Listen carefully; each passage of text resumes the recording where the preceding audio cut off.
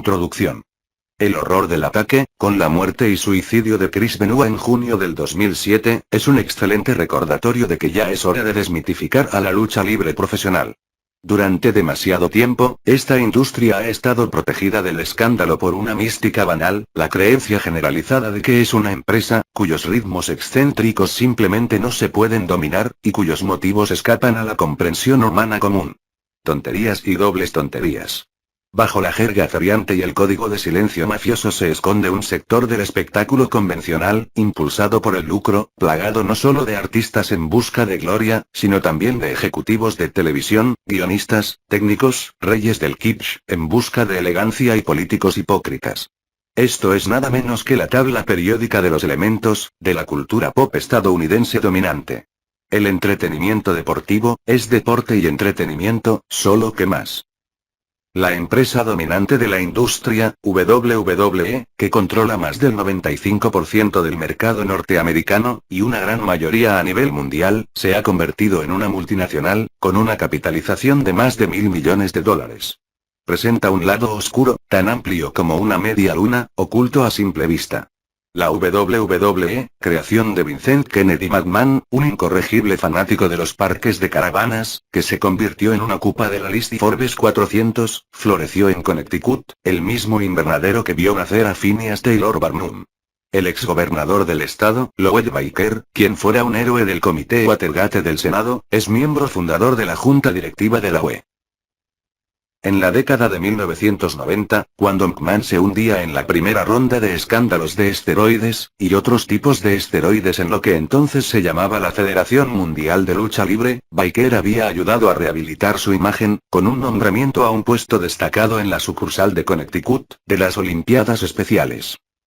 En mayo del 2007, un mes antes de que Benoit estrangulara a su esposa, Nancy, le rompiera el cuello a su hijo Daniel, de 7 años, y se ahorcara, Vince McMahon pronunció el discurso de graduación, en la Universidad del Sagrado Corazón en Fairfield, Connecticut. La SU es la segunda universidad católica más grande de la región de Nueva Inglaterra. La esposa de Vince McMahon, Linda, directora ejecutiva de la WWE, forma parte del consejo directivo de la SU. Según explicó la universidad, con humor autocrítico para explicar su elección como doctor en letras humanitarias, y orador de la ceremonia de graduación, McMahon dejó a la mayoría de los graduados, y al público con la esperanza de que todo es posible, incluso ante obstáculos abrumadores. La madre del presidente del Consejo Estudiantil, en un comentario sin duda elaborado por el Departamento de Relaciones Públicas del campus, calificó a McMahon como una buena elección para la universidad, considerando cómo comenzó su carrera, y cómo la ha convertido en esta organización multimillonaria. En resumen, damas y caballeros, niñas y niños, se puede distinguir a los protagonistas, sin necesidad alguna de una tarjeta de puntuación. Y basta de reflexiones talmúdicas sobre cómo categorizar la lucha libre. Son irrelevantes para determinar si los beneficios del espectáculo basura sin regular superan el pozo negro para la salud pública en el que se ha convertido el entretenimiento deportivo. En 1982, una estrella de Hollywood, Big Morrow, y 2 niños actores vietnamitas estadounidenses, murieron en un espantoso accidente de helicóptero a altas horas de la noche, durante el rodaje de una secuencia de acción de la dimensión desconocida. La película. Rápidamente se reformaron las normas cinematográficas, y las leyes de trabajo infantil de California. En cambio, Nancy y Chris Benoit, fueron aproximadamente el 9º y el 10º, de los aproximadamente 21 luchadores, y personalidades del ring, que murieron antes de cumplir 50 años, solo en 2007. Decenas o cientos de otros llenan listas paralelas a lo largo de las últimas décadas. Elijan sus marcos temporales y metodologías. Dave Meltzer, editor del prestigioso Wrestling Observer Newsletter, afirmó que la lista de 89 muertes con menos de 50 años, entre 1985 y 2006, que aparece en mi libro anterior, Wrestling Babylon, era, sin duda, incompleta. Dando a las cifras el mejor contexto que he visto, Meltzer elaboró una lista de 62 muertes de jóvenes en organizaciones de lucha libre de las grandes ligas, entre 1996 y 2007. El perfil y los detalles sensacionalistas del caso Benoit arrojan luz sobre un legado de vergüenza, que se extiende por generaciones. Descartar esto y la probabilidad de que las desviaciones de la lucha libre, relacionadas con las drogas y el estilo de vida, inducidas desde las altas esferas, sean factores importantes es usar argumentos sinvergüenzas. Sin embargo, esto es lo que ha cambiado como resultado de Benua. Casi nada. Analizar cómo se llegó a esto es el segundo objetivo de este libro. El primero es recopilar una historia completa y precisa de lo sucedido en el condado de Fayette, Georgia. Con ese fin, me esforcé por distinguir este libro de otros sobre lucha libre, apegándome al registro público tanto como fuera posible, y enfatizando que, si eso resulta ser un problema, es un problema compartido tanto por aficionados, como por no aficionados. Por ejemplo, todos tienen una opinión sobre la importancia, o no, de la proporción de 59:1 de testosterona a epitestosterona, en las pruebas toxicológicas post-mortem de Benua.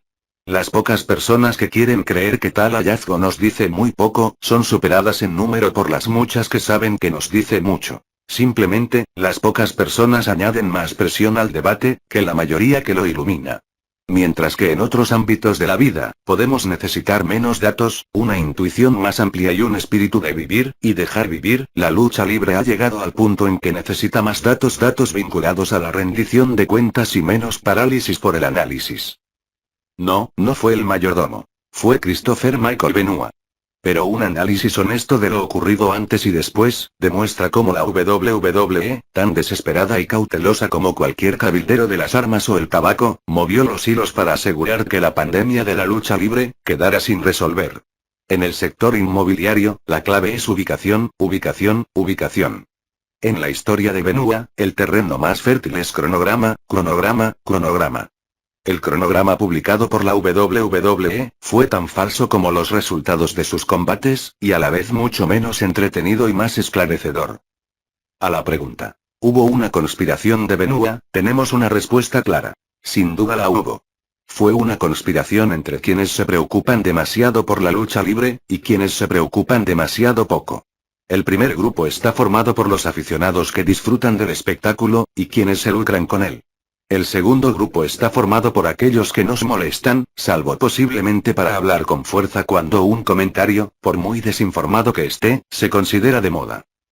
Como todos los demás, intentaré explicar lo que significa todo esto lo mejor que pueda, pero incluso esto es solo el segundo borrador de la historia. El paso más importante, es simplemente romper con todos los tabúes, que hacen de la lucha libre un tema apropiado para cacarear, pero no para estudiar por sus desorbitadas consecuencias humanas, y por su sórdido pero pseudo respetable ADN, de gran empresa. Sostengo que cualquier cosa, a la que millones de personas, dediquen bloques de tiempo cada semana es grave. Los grupos de muerte son graves.